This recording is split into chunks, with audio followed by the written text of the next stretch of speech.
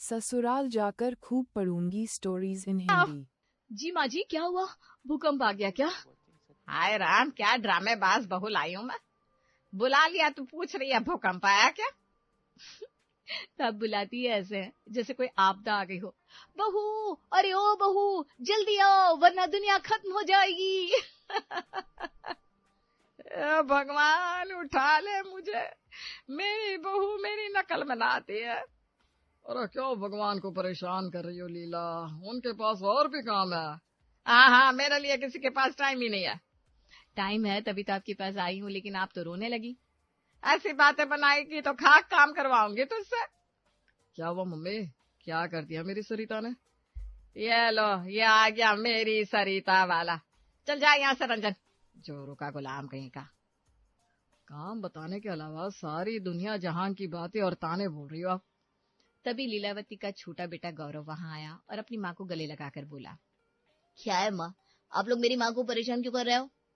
अरे भाई हमने क्या किया? अब तो रहने दो। माँ आप बताओ क्या बात है? मेरे पैरों में दर्द हो रहा है, इसलिए मैंने बहू को बुलाया था पैर दबाने के लिए, पर इसने तो आते ही मेरा मजाक उड़ाना शुरू कर दिया। अरे कोई बात नहीं माँ, लाओ मैं पैर दबा देता हूँ। गौरव ने लीलावती के पैर दबाना शुरू किया और सरिता ने अपना माथा पीट लिया कि अगर यही बात ये पहले बोल देती तो पैर तो मैं भी दबा देती। बेटा, मैं तेरे लिए ना बहुत अच्छी बहू लाऊंगी। मम्मी, मुझे ना एक पढ़ी लिखी पत्नी चाहिए जो करियर ओरिएंटेड हो। हाँ हाँ जरूर बेटा, जैसी तू चाहता है वैसी ही मिलेगी। गौरव की पढ़ाई लिखाई को लेकर सोच साफ थी। उसे ऐसी पत्नी चाहिए थी जो करियर ओरिएंटेड हो, लेकिन घर की बड़ी बहू सरिता ने उत्साह में एक रिश्ता सुझा दिया।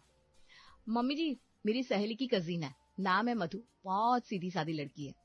अच्छा है, सीधी सादी बहू ही घर संभाल लेगी, बुला लो उनको।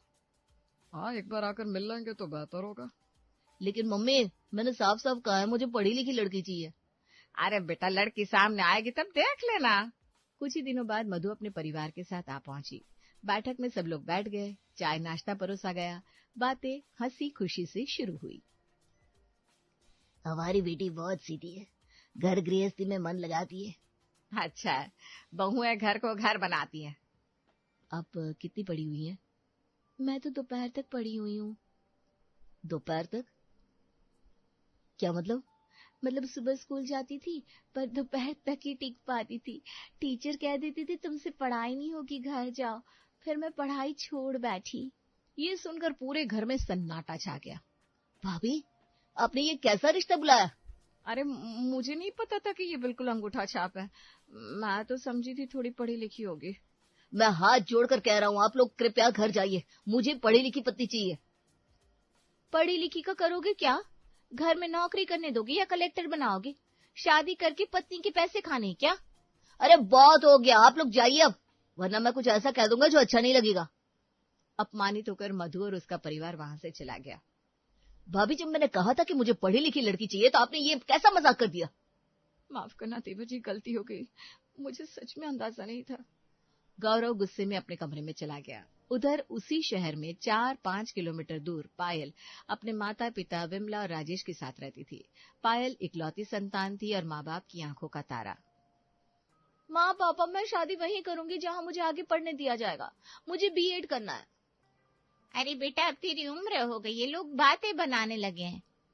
लेकिन अगर पायल की यही इच्छा है तो हमें उसका साथ देना चाहिए। उसी दौरान राहुल नाम के एक लड़के का रिश्ता आया। आपकी मुझसे क्या उम्मीद है? यही कि तुम घर संभालोगी, हम सबका ध्यान रखोगी और घर से बाहर जाकर नौकरी करने को बिल्कुल नहीं कहोगी। नौकरी की बात तो बाद में आती है, पहले मुझे बाहर जाकर पढ़ाई करनी है। आप जा सकते हैं, ये रिश्ता मुझे मंजूर नहीं है। ये सुनकर विमला और राजेश दोनों चिंतित हो गए। अब कौन सा लड़का ऐसा मिलेगा जो शादी के बाद भी पढ़ाई की इजाजत दे? चलो पंडित जी से बात करते हैं। अगले दिन पंडित जी उनके घर आए।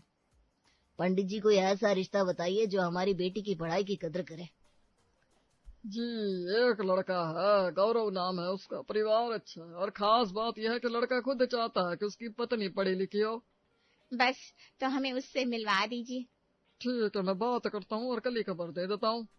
उधर पंडित जी गौरव के घर पहुंचे। उन्होंने लीलावती और पंकज को पायल के बारे में बताया। लड़की पढ़ी लिखी है, बीएड करना चाहती है। अरे वाह, यही तो मेरा बेटा चाहता है। तो बुला लो उन्हें, कल ही मुलाकात कर लेते हैं। पंडित जी ने दोनों परिवारों को मिलवाया।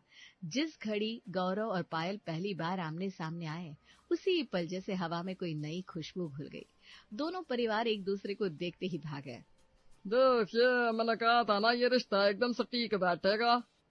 हाँ, लड़की सच में बहुत सुंदर है और सुघड़ भी लग रही है। हमारी बेटी को पढ़ाई का बहुत शौक है। यही तो मैं चाहता था। बातों बातों में पंडित जी ने सुझाव दिया कि दोनों बच्चे थोड़ी देर अकेले में बातें कर लें। सबने हामी भर दी और पायल और गौरव को बैठक से सटे बरामदे में भेज दिया गया। तो अब पढ़ाई करती हैं? जी, मैंने ग्रेजुएशन पूरा कर लिया है, अब बीएड करना चाहती हूँ। मेरी एक ही शर्त है, शादी वहाँ होगी जहाँ मुझे आगे पढ़ने दिया जाए। अरे बिल्कुल यही तो चाहता हूँ मैं। मुझे ऐसी पत्नी चाहिए जो पढ़ी लिखी हो, अपने पैरों पर खड़ी हो। सच? आप वाकई मुझे बीएड करने देंगे? अरे क्यों नहीं, तुम बीएड करो, फिर एक दिन बड़ी टीचर बनो, मैं तो तुम्हारा सबसे बड़ा सपोर्ट बनूंगा। फिर मेरी तरफ से हाँ है, और मेरी तरफ से भी। दोनों परिवारों को जब ये खबर मिली तो घर में मिठाई बांटी गई। रिश्ते की मुहर लग चुकी थी। देखते ही देखते शादी की तारीख तय हो गई। ढोल नगाड़े बजने लगे। लीलावती घर भर में नाचती फिर रही थी। पायल का परिवार भी तैयारी में जुट गया। अब तो हमारी चिड़िया उड़कर नए घर जाएगी। और गौरव को उसकी पढ़ी लिखी हंसिनी मिल जाएगी। शादी पूरे धूमधाम से हुई। 7 फेरे लेकर पायल गौरव की जीवन संगिनी बन गई। गृह प्रवेश का समय आया। चौखट पर कलश रखा गया। पायल ने पांव से कलश को ढकेला और अंदर आई। घर रोशनी से चमक उठा। छोटी बहू, जरा धीरे धीरे कदम रखना, वरना सीधे रसोई में ही ना पहुंच जाना। अरे क्या रोशनी लेकर आई है इस घर में तुम्हारी छोटी बहू। भगवान करे इसका चेहरा हमेशा यूं ही खिला रहे। मेरी बहू तो हीरा है, हीरा। सबने पायल को ढेरों आशीर्वाद दिए। लेकिन असली कहानी अभी शुरू होनी बाकी थी। शादी का उत्सव अभी थमा ही नहीं था कि नई सुबह अपने साथ नई परछाइयां लेकर आ गई। पायल सुबह सुबह अपने कमरे में किताबों के ढेर में डूबी थी। अरे पायल, जरा आकर नाश्ता बनाने में मदद कर दो। दीदी मैं पढ़ाई कर रही हूँ, नाश्ता आप ही बना लीजिए। अरे थोड़ी देर बाद पढ़ लेना, पहले रसोई संभालो। अभी बहुत जरूरी चैप्टर पढ़ रही हूँ, आप नाश्ता बना लीजिए वरना सबको देर हो जाएगी। 1 घंटा बीत गया। फिर सरिता ने आवाज लगाई, अरे अब तो आ जाओ। अभी रिवीजन कर रही हूँ दीदी, आप बना लीजिए। सरिता ने मन ही मन माथा पीट लिया, मगर कुछ बोली नहीं। उसने खुद ही नाश्ता बनाया और सबको परोस दिया। पायल तुरंत किताबें समेटकर आकर टेबल पर बैठ गई। खाने के लिए फटाफट हाजिर हो गई। आप ही खाओ ना दीदी। हाँ हाँ, क्यों नहीं। सरिता ने सोचा कि नाश्ते का गुस्सा छोड़ देती हूँ, दोपहर का खाना तो बनाएगी ही। पायल, अब जरा लंच बना दो। हाँ दीदी, अब तो और भी जरूरी चैप्टर है, मेरा एग्जाम नजदीक है ना, आप ही बना लीजिए। इस बार सरिता से रहा नहीं गया। वो सीधे लीलावती के पास पहुंची। मम्मी जी, आपकी नई बहू तो हाथ लगाने को तैयार ही नहीं है। नाश्ता भी मैंने बनाया, लंच भी मैं बना रही हूँ। क्या? ये क्या सुन रही हूँ मैं बहू? जी माँ जी, मैंने तो पहले ही कह दिया था मुझे पढ़ाई करनी है। खाना बनाने के लिए आप नौकरानी रख लीजिए। नौकरानी है? वारी पढ़ाकू बहू, अभी तो आई है और घर के नियम बदलने लगी। मैं अपना समय बर्बाद नहीं कर सकती। मैं यहाँ अपनी पढ़ाई के सपनों के साथ आई हूँ, बर्तन चम्मच घिसने के लिए नहीं। ये सुनकर लीलावती और सरिता दोनों हैरान रह गई। उनके चेहरे ऐसे हो गए जैसे किसी ने पैरों तले से जमीन खींच ली हो। हे भगवान, ये कैसी बहू भेजी है तूने? मैं अपने कमरे में जा रही हूँ पढ़ाई करने। इतना कहकर पायल अपनी किताबें उठाकर कमरे में चली गई। लीलावती और सरिता एक दूसरे का मुंह ताकती रह गई। सुबह के नाश्ते से लेकर दोपहर के खाने तक पूरा बोझ सरिता के कंधों पर आ चुका था। नई बहू पायल किताबों में गड़ी रहती और सरिता रसोई में पसीने से तर-बतर। हे भगवान, ये कैसी देवरानी आई है, दिन रात बस कागज चाटती रहती है। अरे चुप रह, अभी नई नई है, कहीं बहू बेटे में लड़ाई ना हो जाए। तो मैं ही नौकरानी बनी रहूंगी क्या माँ जी? शाम होते होते सरिता ने फिर रसोई संभाली। दाल चढ़ाई, रोटियां बेली और सबको खाना परोसा। पायल अपने कमरे से सीधे खाने की टेबल पर आई जैसे होटल हो। फिर रात गहराने लगी। सब अपने अपने कमरे में चले गए। गौरव बिस्तर पर लेट गया। पायल, अब लाइट बंद करो यार, सुबह दफ्तर भी जाना है। नहीं, अभी तो मेरा सिलेबस बाकी है। लाइट बंद कर दी तो पढ़ाई कैसे होगी? अरे लेकिन मुझे लाइट में नींद नहीं आएगी, प्लीज बंद करो लाइट। सॉरी, मैं पढ़े बिना नहीं सो सकती। दोनों के बीच तीखी नोक झोंक शुरू हो गई। अच्छा तो तुम हॉल में जाकर पढ़ लो, कम से कम मुझे तो सोने दो। ठीक है, हॉल में पढ़ती हूँ। पायल किताबें उठाकर हॉल में आ गई और लाइट जला दी। तभी राकेश और लीलावती अपने कमरे से बाहर निकले। अरे बहू, ये हॉल की लाइटें क्यों जल रही है? वैसे ही बिल आसमान छूता है, अब रात भर लाइट जलेगी तो कैसे चलेगा? पापा जी बस थोड़ी देर पढ़ लूंगी, अभी मेरा बहुत सिलेबस बाकी है। बहू थोड़ी देर आराम कर ले, सुबह पढ़ लेना। हाँ नहीं माँ जी, मेरा टाइम बहुत कीमती है। राकेश और लीलावती एक दूसरे को देखते रह गए और गुस्से में अपने कमरे में लौट गए। फिर सुबह हुई तो पायल ने गौरव से अपनी नई मांग रख दी। गौरव, मुझे पढ़ाई में दिक्कत होती है, यहाँ कोई ढंग की स्टडी टेबल भी नहीं है। आज ऑफिस से लौटते वक्त एक स्टडी टेबल ले आना। अरे तुम डाइनिंग टेबल पर भी तो पढ़ सकती हो। नहीं, मैं पढ़ाई करूंगी तो स्टडी टेबल पर ही। और हाँ, एक टेबल लैंप भी ले आना, वरना रात में सबको दिक्कत होती है। साथ ही मेरे लिए एक वाटर बॉटल भी। पढ़ाई के समय बार बार उठना अच्छा नहीं लगता पानी पीने के लिए। गौरव तो हक्का बक्का रह गया। अरे महीने का आखिर चल रहा है, ये सब फालतू खर्चा है। फालतू? मेरी पढ़ाई तुम्हें फालतू लगती है? नहीं, मेरा मतलब है, अगर तुमने मेरी पढ़ाई को फालतू बोला तो मैं घर छोड़कर चली जाऊंगी। बहस होने लगी, पर अंत में गौरव हार मानकर चुपचाप ऑफिस चला गया। पायल नाश्ता करके फिर पढ़ने बैठ गई। सुबह के 11 बजे राकेश टीवी पर न्यूज देखने बैठे। जरा देश दुनिया की खबरें देख लो। आज की 100 बड़ी खबरें सिर्फ 1 मिनट पे। पापा जी प्लीज टीवी मत चलाइए, मुझे पढ़ाई में डिस्टर्बेंस हो रहा है। अरे मैं तो बस न्यूज देख रहा हूँ। प्लीज, मैं परेशान हो रही हूँ। माइंड डाइवर्ट होता है तो सही से पढ़ाई भी नहीं हो पाती। राकेश का चेहरा लाल हो गया। ठीक है, नहीं देखता न्यूज। अरे आप अपने कमरे में मोबाइल पर देख लीजिए ना। हाँ जाइए। राकेश चुपचाप चला गया। पायल की पढ़ाई जारी रही। दिन ऐसे ही गुजर रहे थे। फिर एक दिन गौरव के ताऊ और ताई घर आए। दोनों बेहद मिलनसार थे और नई बहू से मिलने की खुशी चेहरे पर साफ झलक रही थी। बहू कहाँ है, जरा उससे भी मिलवाओ। ताई जी वो कमरे में पढ़ रही है। अरे पढ़ाई बाद में हो जाएगी, पहले हमसे मिल लो। सब मिलने के लिए उत्सुक थे, पर पायल कमरे से बाहर ही नहीं निकली। बहू जरा बाहर तो आओ। माफ कीजिए, मैं समय बर्बाद नहीं कर सकती, मुझे एंट्रेंस एग्जाम की तैयारी करनी है। ताई का चेहरा उतर गया।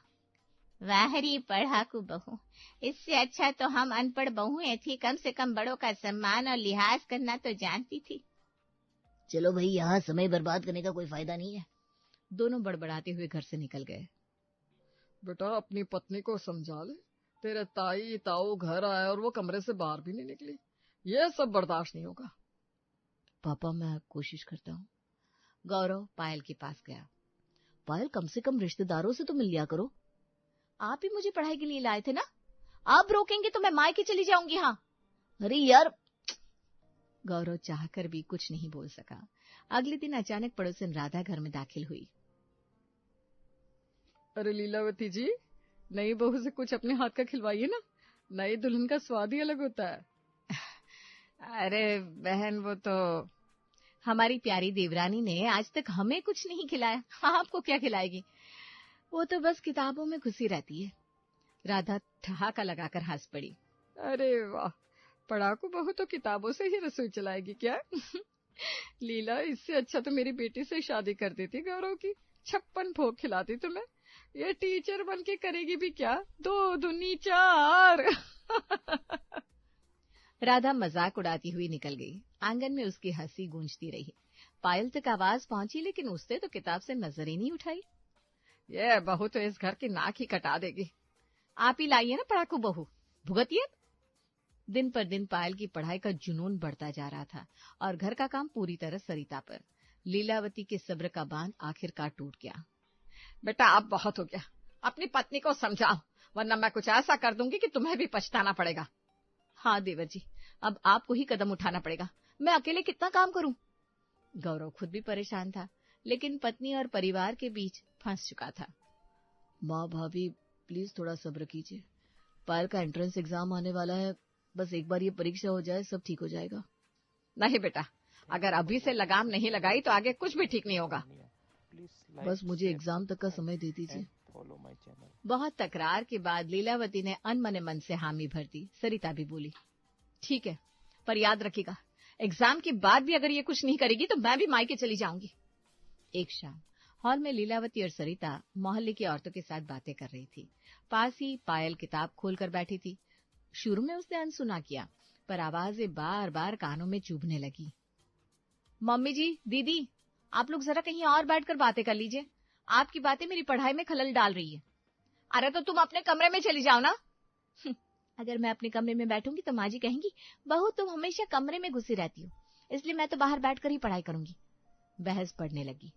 अरे वाह, हमें चुप कराएगी अब ये। मेरा एग्जाम सिर्फ 1 हफ्ते दूर है। अगर आप लोगों ने मुझे पढ़ने नहीं दिया तो मैं लाइब्रेरी चली जाऊंगी। तो चली जाओ ना, हमने कब रोका है। हाँ, लाइब्रेरी ठीक है तुम्हारे लिए। शाम को जब गौरव लौटा तो पायल ने सीधी बात रख दी। गौरव, मैं लाइब्रेरी जाऊंगी। घर में मुझे पढ़ाई करने ही नहीं दी जाती।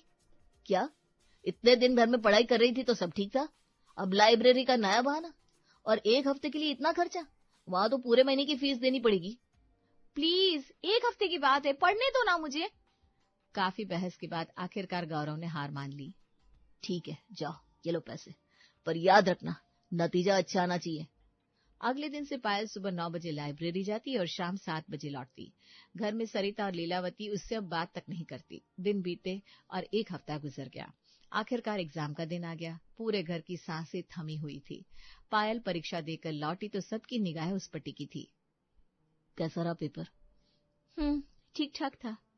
कुछ दिन बाद रिजल्ट आया और सबकी दुनिया हिल गई। पायल एग्जाम में बुरी तरह फेल हो गई थी। रिजल्ट देखते ही पूरे घर में जैसे बम फूट पड़ा। पायल, मैंने तुम्हारे लिए स्टडी टेबल लिया, टेबल लैंप लिया, वाटर बॉटल खरीदी, यहाँ तक कि लाइब्रेरी की फीस दी, और तुम फेल हो गई। देखा माँ जी, मैंने पहले ही कहा था, किताबें घिसने से कुछ नहीं होता, काम भी सीखना पड़ता है। अब इस घर में और नाटक नहीं चलेगा। गौरव ने गुस्से से पायल की ओर देखा। अब कोई दूसरा अटेम्प्ट नहीं होगा, समझी? और अगर करना भी है तो मेरी शर्तों पर। घर के सारे काम करने होंगे और पढ़ाई का टाइम टेबल भी बनाना होगा। सॉरी गौरव, ठीक है, मैं मानती हूँ। अब से घर का सारा काम करूंगी और पढ़ाई भी आपकी बताए नियम से। उसकी आंखों में आंसू थे। सरिता के चेहरे पर एक अजीब सा संतोष था।